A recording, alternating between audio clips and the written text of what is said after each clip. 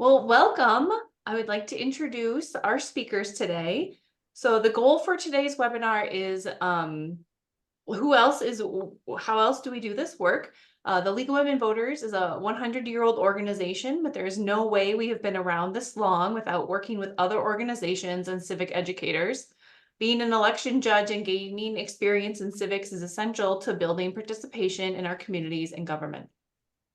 Karen Scheel is the Youth Engagement Coordinator for Minneapolis Elections and Voter Services. Karen works with schools and League of Women Voters Minneapolis to recruit election judge trainees and to support election work. She has a certificate in election administration from the Humphrey School of Public Affairs and has worked with teens in government, nonprofits, schools, and publishing. So all of those things, not just government nonprofits, but government and nonprofits. So welcome, Karen. We're happy to have you here. I'll briefly introduce Amy and then we'll get started. Amy Anderson is the Executive Director for the Center for Youth Voice through the YMCA. Amy and her team work to help young people understand the system of government and how to use their voice to take action on issues that matter to them. Before joining the Y, Amy's work included running a small nonprofit, managing projects teams who worked with K-12 schools nationwide to reduce their energy use and costs, designing and leading executive leadership cohorts with K-12 administrators, and working as the Director of Marketing at the University of Minnesota. Amy has an MA from the University of St. Thomas and a BA from the College of St. Benedict. So welcome. I'm so happy to have you both here today to share with us. Let's start with Karen. Thank you, Heidi. I really appreciate you having me here. I am going to possibly share my screen here. How is that working? Right. Excellent. So yeah, I wanted to talk a little bit today about the city of Minneapolis and youth civic engagement, how we do that here. I work for Minneapolis Elections and Voter Services, and I'm the Youth Engagement Coordinator here. Our overarching goal for serving voters is basically we will do everything in the law to help you vote. But with children and youth, we want them involved in our communities too.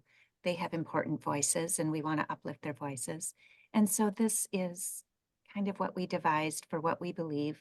We believe students learn civics through civic action, and that Minneapolis will be stronger and more vibrant when the diverse voices of young people inform and improve our civic systems.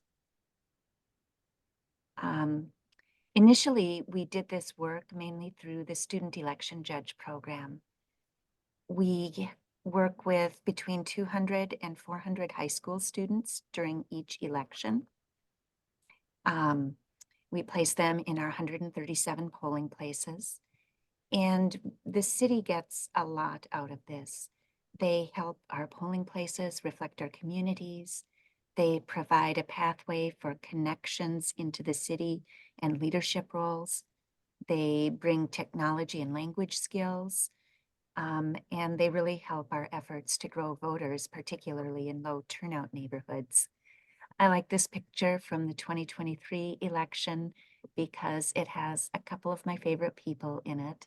Samira is a current high school student from Cristo Rey, and this was her first time serving as an election judge. And the young man in orange is my friend AK, who started out when he was 16 being an election judge, and he's now the head judge at this precinct. He's all of 21 or 22, but it's fun how we've been able to work with these young people in these roles and see their leadership potential and gain from that. You know, I think the things that students get out of working as an election judge is an opportunity for meaningful work. They have new connections to adults in their communities and opportunities that they wouldn't otherwise know about. I think that's one of the feedback pieces that we get most often from young people is they really enjoy meeting the people in their community. They get a decent paycheck for it and opportunities for increasing responsibility like AK had. I would also say that I think almost every department in the city right now has an employee who is a former student election judge, which is kind of cool. Um, and I think one of the final things that they get is like experience working on a functioning team and a better understanding of their community. Students, as you know, do a lot of team projects in school, but it's been kind of fun this past year is hearing how many of them say, for the first time, I understand how teams are supposed to work, where it's not all just made up like that.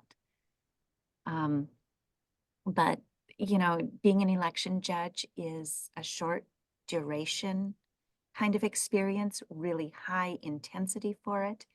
But one of the things that we wanted to do after working with young people was figure out how do we add to the duration that will help it be more meaningful and more impactful for them.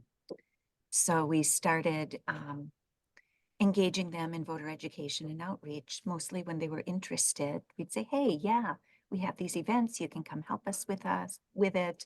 And they did outreach in their schools. They've been joining us alongside League of Women Voters in high schools when we do visits there out in the community. And that's been a great thing.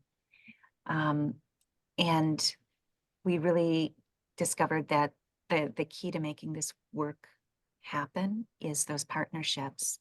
Um, you know, we were talking earlier about how Amy and I have worked together, Michael and I have worked together. Um, and these are some of the partnerships that we've developed and really help make this work happen. We try to work with the schools in a respectful way so that we're not duplicating each other and asking the same schools the same things. And that's been really successful and helping us reach more schools than we would each going on our own contacts. And that's really due to Meg Walters at League of Women Voters, who's a really great partnership builder. And one of the other things that has happened in Minneapolis over the past couple of years, we've been on a process to become a child-friendly city designated by the UNICEF USA. And one of the goals in our proposal was to really think about how we have youth voice in decision-making spaces within the city. We achieved that designation in March of this year, February of this year. So that has been fantastic. But now we're really looking at how we solidify this and go deeper. And I've been working with a lot of other people across the departments on this. We have what we call a youth cabinet where city departments come together with a mission to better center youth in our work. So we look at how much is the city spending on youth? Where are we engaging them? How can we better communicate about it? One of our first big events happened yesterday, Youth Day at City Hall, where we had, I think, 60 city employees from across the city working together to make this happen. Susan, did you have a question? Yeah, I do. You talked about them, youth on boards and youth day and all this youth cabinet, these groups that you've set up and stuff. But do they actually have a vote on the boards? Or, I mean, we've been struggling with that in Edina. Yeah, that's a really tricky question for a lot of cities. Not to get too deep in the weeds, but Minneapolis has, I think, 54 boards, commissions, and advisory bodies. And we're in the process of changing how we do that. The city council passed new authorizing legislation for the whole boards and committee structure. So it's much more streamlined than it was. And now they have to go and do a new ordinance for each board and committee that we have. With our Youth on Boards initiative through the Child Friendly Cities process, we looked at how can we do this in a way that young people are going to have a real voice and real power on that board. And what we decided to do was work through the Minneapolis Youth Congress, who would provide adult support, transportation, meals, ways to structurally make it more possible for young people to contribute. And then we did training with the board members, the city staff liaison with the board, and the board members themselves to talk about what it could look like having youth on those boards. It's a hard thing to do, as I sure you discovered, Susan.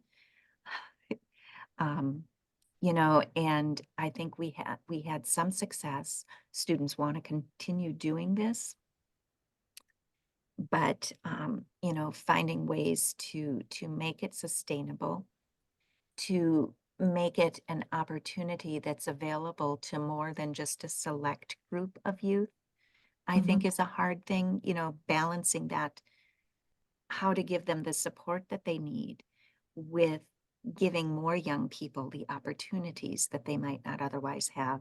So that's one of the things we're going to be exploring next.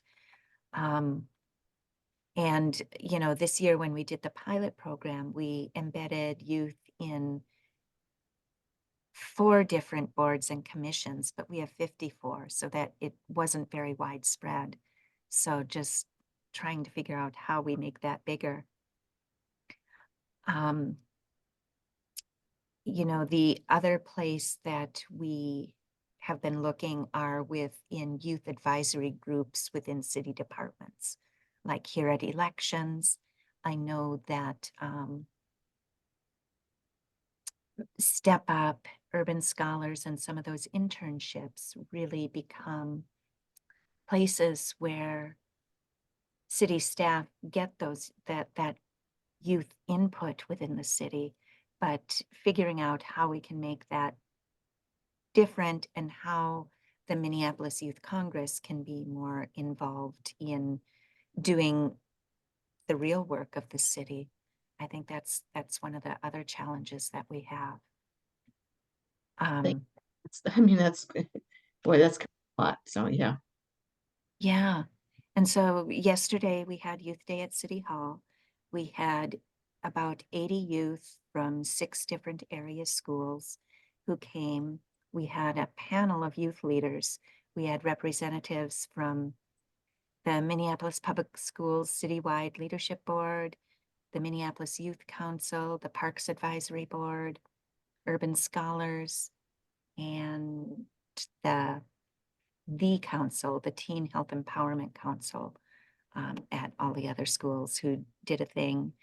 They had a panel, and then we did a World Cafe session where youth were invited to give input on things that are happening currently in the city that the city wants the public to engage on.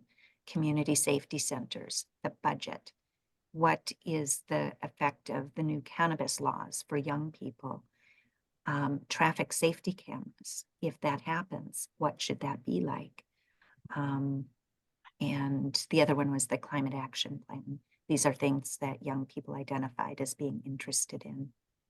And we drew a lot of the participants from my contacts in the student election judge program. That's how we invited people, because I probably have the strongest and closest contacts with the most schools. Other things that we do is we partner with middle schools. I have a partnership with Minnehaha Academy, one of the science teachers. I bring a class of students doing intensive study of an environmental science issue to the state capitol, where they can then lobby their legislators. And this year we're doing public input on the state endangered species list. So we're doing a session with the DNR when we go there also. So those are just a few ways that we try to get youth voice in government, testifying at the legislature. We had youth, we brought youth to Hennepin County Judges listening session to talk about some of the issues that they see as important. We did a little Boxopolis thing at a neighborhood event where young people talked about the city that they wanted to see and built a city out of boxes. You know, so just kind of a variety of things like that. This summer, this year, we're partnering with NYLC to engage teams of youth and teachers at Minneapolis high schools on election education, pre-registration for 16 and 17-year-olds, helping young people become trusted messengers in their communities, particularly immigrant communities. So we're really working on that. We're using this to develop some communities of practice for elections interpreters. So on election day, giving support to the young people and the other judges who are bilingual.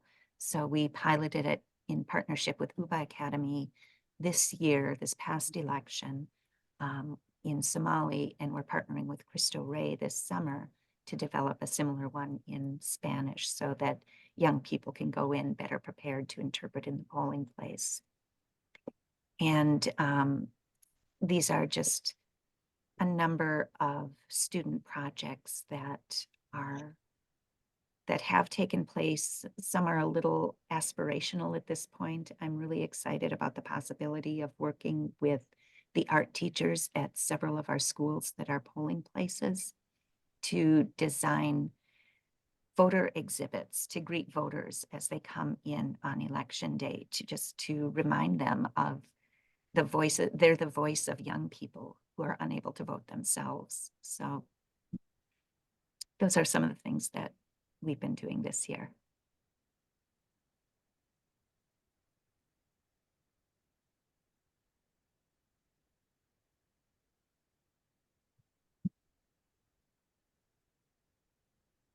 Of course, Karen, I had a question and then I forgot what it was. So thank you so much. So, well, you know where to find me. I know, I'm gonna write it down next time. Are there any other questions for Karen before we ask Amy to share? I have a question. Mm-hmm. Karen, if you could have a support shopping list, so I'm not thinking of items necessarily, but for those who are watching the video and those of us here, how can we support the work that you're doing? What do you need?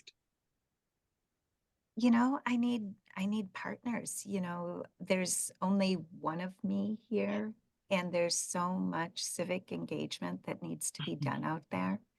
Um, Meg and I Meg and I continue to find new ways to partner, like the League of Women Voters Minneapolis is looking for young people who might be interested in serving on their board.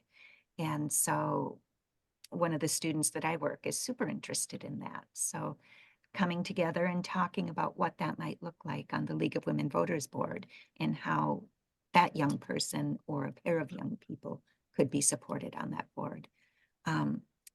Just ideas. And I've been finding, like, when community partners come together, there's so much that can be done if we give ourselves permission to do it. Sometimes, you know, from my perspective, it's often the small things, like the things I wish for most often is food, like being able to feed young people who are doing this work.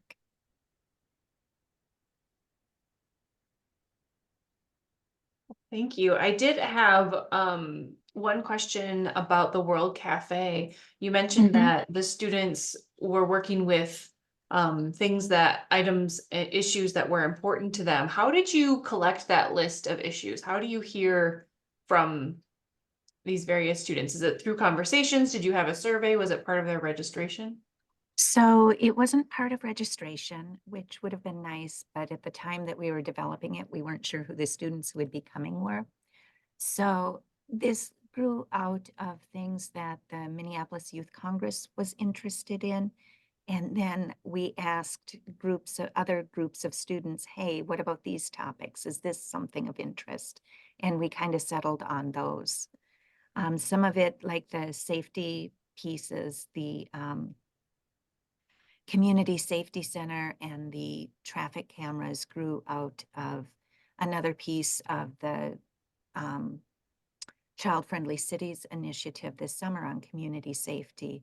Like, we did a big youth engagement piece on what makes young people feel safe, what are their safety priorities for the city, and those were two things that really rose to the top that they wanted to have more input on. Great, thank you so much. Sure. I do have some more questions for at the end that will be addressed to both of you. So Great. I would love to take this time then to pass it on to Amy, and we'll have Amy and Karen both at the end to ask more questions as well.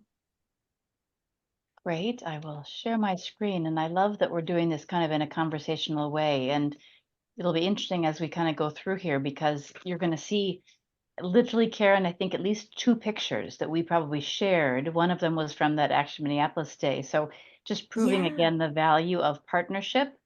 I second what you said, that everybody on this call, we're in partnership with in some ways. The league. I saw pictures of Julie Bascom, and it's just a world that is better when we connect together. And so if people are interested in this work, there are a lot of people doing it and a lot of ways to reach out and engage, which is what I would say to anybody in terms of what you could do. Can you see my screen? Yeah. Mhm. Okay. I'll whip through this kind of fast as well, and some of them Karen has already covered. So the Center for Youth Voice at the Y, we are trying out some new taglines, and tagline is probably not quite the right word, but I've been being pushed a little bit to talk about, we've talked a lot about youth development. The Y is for youth development is one of our core values. And I think that that is very much true, that we continue to be for youth development, and a lot of our programs are developing young people. But to the what end, I've been looking to myself also, and talking with my team. The goal is really that we are educating this next generation of people to come into the roles that we're all sitting here, right? To go work for government, work in the public sector, join boards, join leagues, run for office, vote when they can. So to be part of all of those civic activities that we really value as Minnesotans. And so I'm trying out, and don't wanting to be owning, feeling like I'm saying we're doing too much here, but my ultimate goal would be to spark something in a young person in any of these programs that we're doing, that inspires them to want to continue in whatever community they go into next, whether that's college, whether that's work, whether that's family, whether that's out of even Minnesota. How do we continue to sustain and strengthen the democratic activities that we value as a community? And so really empowering young people with knowledge, skills, and motivation to advance Minnesota, and I would say, our overall country's civic health. And one of the reasons that resonates with me most recently is we talk a lot about physical health. We spent a long time, at the Y, even talking about physical health. But there's a lot of research coming out that says that when our civic health is poor, it has physical health implications, and we certainly know that it has. We are feeling it right now, a lot of us, when our civic health is in a poor state. And so we need to work on that, right? We need to be intentional about that. It's get our 30 minutes of exercise a day, and learn a little bit more about how we can continue to make our communities strong. So that is what we're going to focus on for the next little bit here. I am pushing my button and it's not going. Why is it not going? Let me see. This is preaching to the choir with this group. We've talked about why this work is so important right now, the funding sources for the last 20 years. It's showing up right now in our declined civic health. We've invested in STEM. STEM is great. There's nothing wrong with STEM, but it's a disproportionate investment in that, as opposed to what we know has been invested around civics and in civic education. And the outcome of that is, again, we don't have nearly enough opportunities for young people to have the kinds of experiences that Karen is talking about. I heard you say, Karen, that we grapple onto the groups of young people that we can connect with And they are often the ones that show up multiple times in multiple programs. And how do we continue to reach out to entice and support and really engage with more young people in more communities, and diverse, not just by race, but by economics and geography and political leanings, because that's the way, as we give these young people a chance to practice in safe environments like these programs, that they'll learn those skills to move out. So that's what we're trying to do. Again, we're working in conjunction with schools. We are huge fans of schools, but they can't do it all, right? So we want to try to step in, support the academic learning that they are already doing in their classrooms, and give kids more of a chance to practice and try some hands-on ways of learning those same things that they're hearing from a book in real life. Here are the programs that we offer at the Center for Youth Voice. I do want to call out that we have conference programs that we primarily run on our own, and then our partner programs, which I'm equally proud of and have different kinds of impact, but are no less important. Karen talked about the Student Election Judge Network. Our role in that is conduit. You know, Karen and I met when I came and said, you have the gold standard program, teach me, let me understand it, help me to, get involved. And so we found out ways to just help promote, cross promote what each other was doing.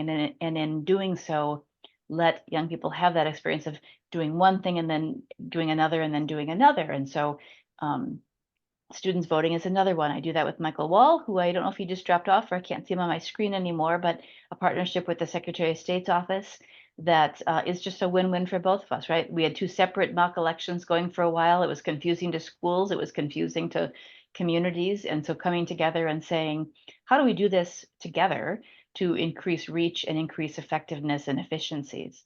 Youth Stay at the Capitol is a partner program with 6 different organizations that comes around a table, and I'll just promotes it through our own individual networks, and then comes and staffs it together so that we can have that multiple impact. So in development, we are continuing to lean into, we know young people want to learn about advocacy. They're doing advocacy now. They're aware of issues that they care about. So letting them have chances again to practice that, to learn the process of who's for and against the issues you care about. How do you get engaged? How do you call up to your legislator and say, I'd like to come talk to you about this? That's a fact that's pretty surprising to most adults, let alone young people. So teaching them and giving them those experiences young. We're partnering with MICFA, the MICFA Challenge in Chicago, to bring some one-day workshops, trying to do more of the less intensive, but still being able to take it into community, keep it conference-like or workshop-like, but not quite the 4 or 3-day conferences we do. And looking at how we take a 4-day program like Youth in Government that has a 75-year history and make it more accessible, make it more appealing to someone who may not be wanting to come for 4 days, but might want to spend a couple of hours or a half a day in the Capitol and sit in those chairs and see how that feels. So seeing lots of ways to, again, try to take what we do already and make it more accessible to more people. This I'll just kind of walk through briefly, and Susan, if you have any questions, most people on the call here probably already know, but Youth in Government, as I mentioned, it's a 4-day, 3-night. We bring from kids, young people from all over the state. They do delegation preparation for the conference in their schools in the weeks leading up to the fall. Then they come down to the Capitol in January and run a model election. And that means their legislatures, their judges, they're lobbyists, they're members of the media. We have a cabinet, we have a youth governor. They vote and vote their next leadership in every year. This is done again with partnership between the teachers who work to lead the coordination. We have over 100 adult volunteers that come back every year and help us lead the program areas. We have 200 young people that are called appointed officials that stand up and volunteer to take an extra leadership role in these conferences. So you can kind of see, again, if you look, you had a slide, Karen, who is leading or who's in charge here. It's the young people, and it gives them a chance to practice being leaders. Every person I think you see in this picture is a young person. The adults are somewhere in the back, kind of making sure, that there's no questions or things they can't handle, but it is a youth-led program. 95% of it is led by and experienced by the youth. Model United Nations, we just got finished with our 37th year. This is a global focus, so the kids come and talk about in the presence representing a country. There's only one USA, so every other delegation that comes has a different country they have learned about. They've learned about the agriculture, they've learned about the religion, they've learned about the population. Is there water excess? Are there boats? Is it roads? And then they come and they discuss global issues from the perspective of that country. And what I love so much about this conference is that it is about perspective taking. So many young people who have only been in Minnesota or only lived in the city they lived in now are sitting shoulder to shoulder with someone who is have a difference of opinion simply because where they live and where they exist is different. And so the reasons why they have different opinions about policies has everything to do with not that they are good or bad people, but they have different needs. They have different situations and circumstances. And so being able to bring that to bear with young people at this younger age is really critical.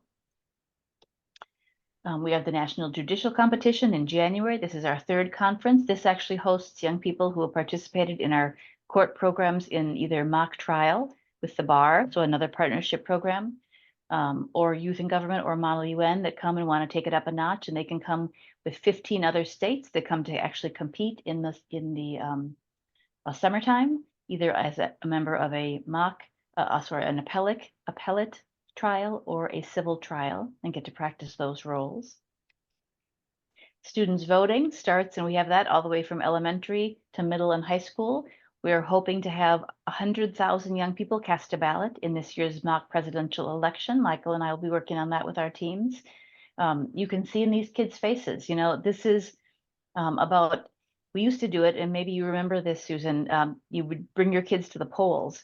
One of the reasons we switched this out and started doing it through the schools is that now we hope the kids go home and say to their parents, hey, I voted today. Are you going to go vote tonight? Because for a certain degree, there was only certain parents that took their kids to the polls. And after a certain age, kids don't want to go with their parents to the polls. So our goal here is to get every young person in a school to vote, experience that in a very authentic way, and to go home and talk about that with their parents at dinner and encourage their parents to do the same. So we're looking forward to this fall.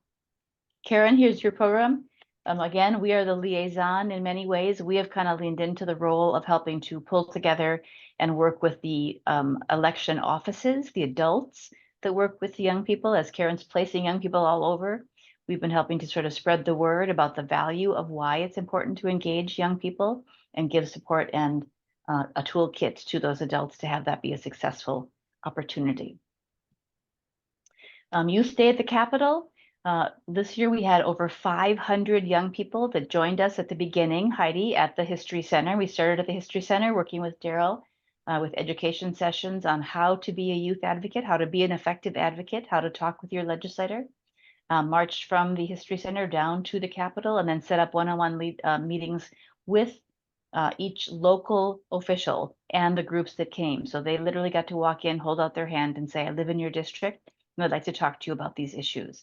And if you look across here, one of the things I love about this picture is that this is more and more every year starting to look like what Minnesota looks like. And people are always very surprised. A lot of adults in Minnesota are very, very surprised at the number of, at the amount of diversity we have. And this again is the outside diversity you see. You're also going to start seeing political diversity, where we used to be more of a blue state, we're now very purple. So how do we have those young people show up and be able to understand, again, that we can disagree on policy issues, and it doesn't mean we have to demonize or other another person who doesn't believe the same. So this is a chance to live in those communities together and in harmony. There you go, Karen here. That's one part of the picture you showed, Action Minneapolis. Karen and I really did this sort of during the pandemic. We decided we wanted to take the notion of youth and government at the state level and bring it down locally. I have deep desires that this is going to continue to evolve, but bringing a group in for the day to learn what happens at the local level, and then explore those concepts and explore leaning into some of the issues that matter to them. And the win here is that the city is often looking for youth input and can't find ways to do it. And so trying to continue to evolve that way of having real youth voice on issues that both the city wants the input and the kids want to give it. So let's bring them into a space where they can do that together. This is a new program we developed after the 2016 election, Respectful Conversations in Schools. This is probably one of my absolute very favorite things that we do. It is a training that we do first with teachers and then second with the young people to teach them how to listen first and foremost to people's lived experiences, to understand how their perspectives on various issues are formed and shaped. And it sounds really simple, and it is really simple, the actual steps of the conversation, but it's taking a very slow and intentional way of asking people to share their lived experience, to share their hopes and concerns about what they're hearing, and then to ask people questions of genuine interest, to go deeper on those in a way that is not jumping to conclusion or finding a way to defend, but actually understanding, to seek understanding, softening hearts, not changing minds. So we are revving that up again now post-pandemic, and very excited. I've had I just did a teacher training at Central High School in St. Paul, and reminded me again why this is so fun. So those are just kind of a smattering of the things that we do. It's powerful every day to be able to have the chance to engage with people that bring so much hope. Sometimes it's really, really easy to get discouraged about the world that we are in. And I'm reminded as we spend time in these spaces with the young people. When I was at Karen's Day yesterday, and it was just again a good reminder that it is going to be okay if we continue to lean in and support the intentional development of this as being just as important as the sports skills or the health skills that we want our young people, or the sleep skills, or the, whatever it is. We have to be intentional about it. We have to provide opportunities. We have to provide support. We have to provide safe spaces, and to keep holding up that if we want a community of strength and strength, to keep leaning into that and let young people lead, because they will get us there. I'm convinced of it. They will get us there. So I will stop sharing now and bring it back so we can just answer questions or have a conversation about ways that we can work even further and deeper on this. Yeah, thank you so much. I'm wondering, Amy, if you could highlight a little bit the age range of students that you work with. I know you mentioned a lot of programs, and it looks like Yeah, there's we a lot of do. age diversity there. But is there kind of a focus? We are, I think, heavily middle and high school. So secondary is probably our primary. But things like our students voting and respectful conversations do go down all the way to elementary. It's, the voting academic standard for voting is in second grade with the state of Minnesota. So Michael and I can, jump on this too. But starting in elementary school is not too early. And having a respectful conversation does not have to be about racism or climate change necessarily. It can be about hot and cold lunch, which we've had very robust conversations with elementary school kids, because you know what?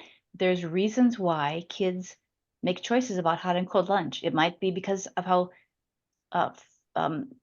comfortable they feel in the lunchroom. It might be because their parents are around in the morning or not around in the morning.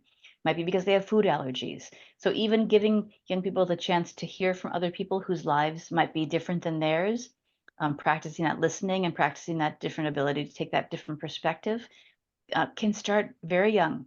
So my hope is to continue to not be, only focused on the older kids, as it were, but to continue to find ways to engage low intensity all the way through up to more high intensity. Yeah, I feel like what you said too about with students voting, having students engage early on and then sharing it with their parents. I think that's something that we've talked about a lot with, especially new pre-registration, is making a voting plan. And if you're not able to vote yet, talking to people about what their voting plan is. So having those conversations early on is really helpful. Yeah. Are we still okay recording, everyone? Yeah. Okay.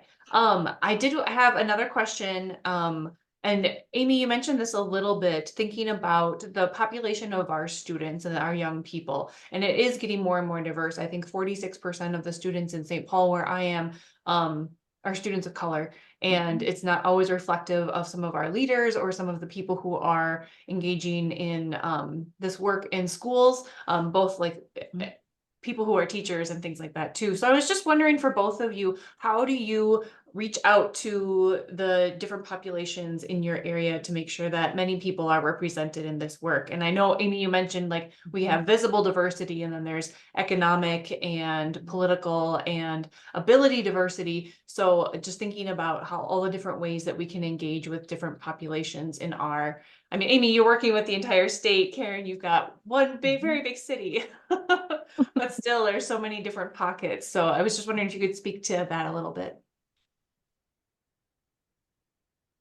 You go first, Karen. Oh, sure.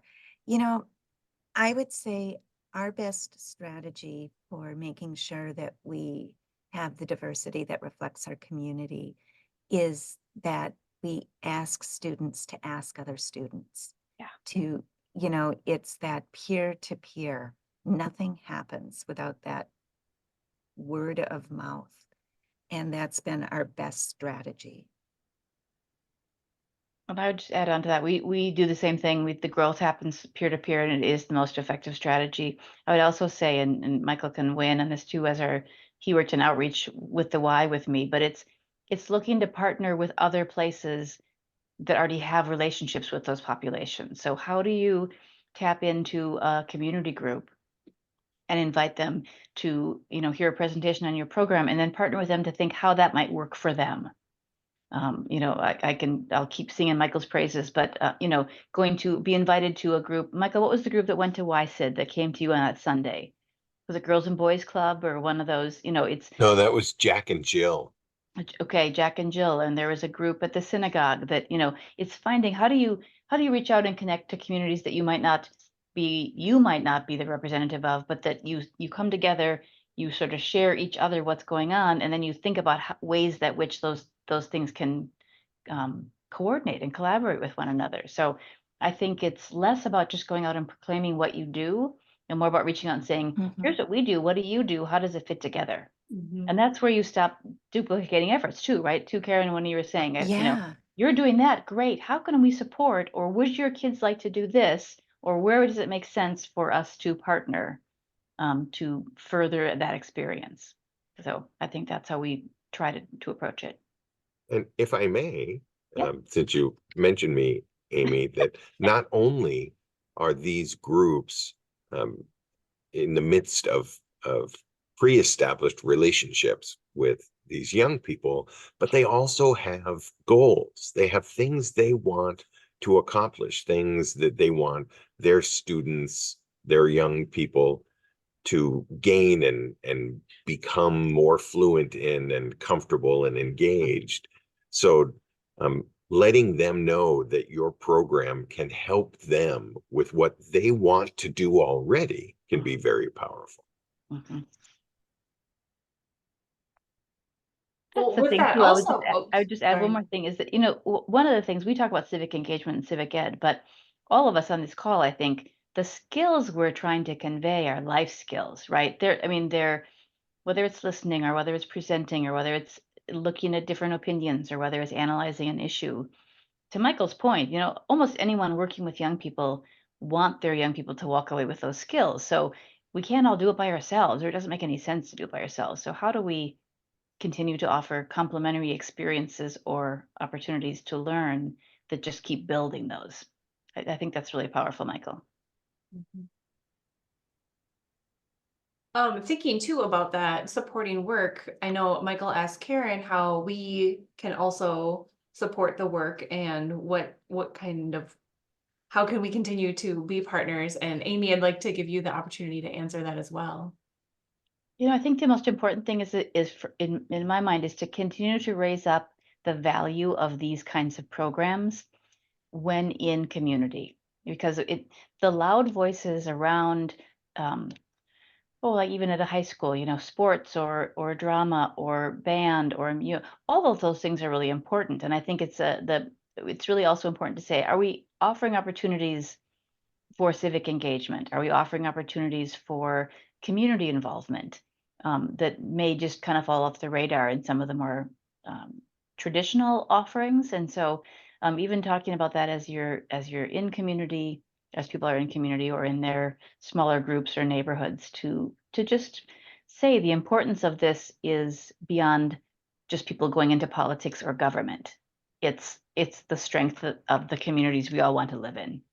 So, and then yes, volunteering, because there's probably a place in all of our offices that could take volunteers and place them somewhere that they could be part of that. Thinking too about some of the big programs like the Minneapolis Youth Day at the City Hall and then Action Minneapolis. Are those kind of models that you can see being replicated around Minnesota in other communities and other cities?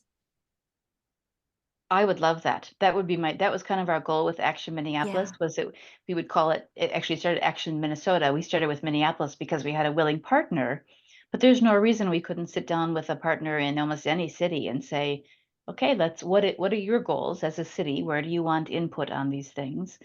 You know, what staff are you willing? We had some people come down, for instance, from Minneapolis and sit at the tables with the young people.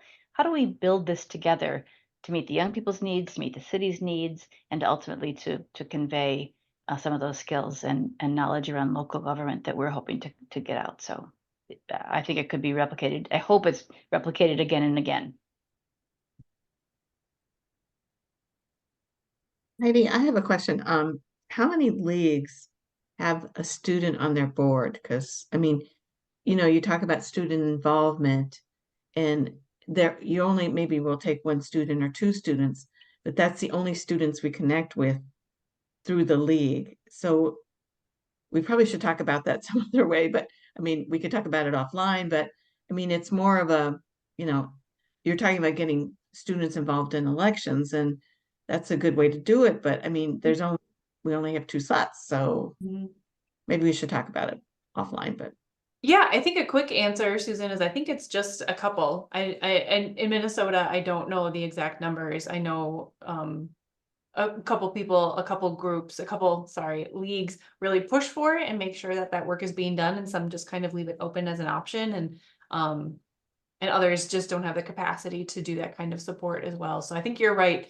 But I also think Amy mentioned too how many of the students we're seeing involved in this work are involved in a lot of different things. So sometimes they've hit their capacity, and I think that's part of the thing that we're trying to balance as well, and figuring out where students can work and feel that they can have the best impact and things like that too. So yeah, we can continue that conversation offline, Susan.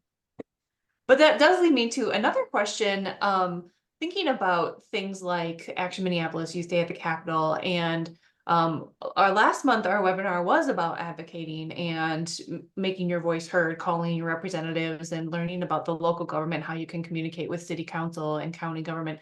And I think too, there's kind of this, I don't know if I don't want to call it a myth yet, but there's kind of this sometimes as an adult, if you can't vote, what impact do you have? Are the people you're talking to who have been elected, will they listen to people who cannot yet vote for them or may not be able to for other reasons based on citizenship and things like that? So I'm just wondering, what kind of response? I mean, we've seen youth be incredibly impactful. Like we have a state muffin because of young people. We have a beautiful memorial to folks who died, some people who died building the Capitol over 100 years ago because of the sixth graders in Owatonna. So we know it works.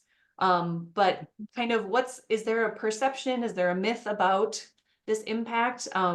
Do students believe that myth sometimes? That was a really long question. I'm sorry. Yeah. I definitely think students believe that myth, that they won't have an impact, that their voice is not going to be heard. They have too many experiences in their lives where their voices aren't heard, that they have a hard time believing it can be. But, those of us who have been around for a while, we know how few voices it takes to make an impact with an elected official, to have them sit up and take notice that, oh, this is something my constituents are interested in. And I think in particular, there are those leaders who are really mindful of the importance of being that voice for young people and uplifting it. The other thing I would add, I agree with Karen, is that one of our jobs, I think, is to continue to point out that there are so many ways to be heard. And I think it's real easy to be like, well, I can't vote yet, so it doesn't matter. You know, but whether it's volunteering, whether it's through philanthropy, whether it's through advocacy, you know, either one-on-one or whether it's through, I mean, there's avenues that are worth exploring beyond just the, well, I'm not 18, I can't vote. Voting is one way, creating bills is one way, calling your legislator is one way, giving money to a campaign or following and like, you know, there's so many. And so trying to show, I think, that ladder or explain that it's, you know, yes, we tend to look at the big vote of the presidential election the day after the election and who, you know, wins or losses. But gosh, in terms of where stop signs are placed or whether lunch menus at the school are changed or, you know, decisions about our lives happen every day at every level. And so not just focusing on those really, really big visible ones, but recognizing that, to Karen's point, it doesn't take a lot sometimes to really get the ball rolling. And, Mhm. you know, and that it can be very surprising to people to know how little it actually takes to get the ball rolling in some cases. And then that ball just kind of snowballs a little bit and hopefully leads to something larger. School Yeah. name changes, right? I mean, like, you know, Exactly. looking at, I mean, Can Page Element or the Page Middle School, you know, that was student led. The new flag was started by a number of students who kind of raised those things. So I think it's pointing out again, it's maybe not the things we see on TV all the time, but there's decisions being made every day, and you can have an input on a lot of them. Yeah, and it's also, I think, communicating how being heard and getting what you want are not necessarily the same thing, Right. because Here. you know, you can be heard and have a real impact even if the ultimate outcome isn't what you were seeking. Mhm. You know, it's everything happens incrementally in government, and I think that's a hard thing for young people with their shorter time horizons to understand.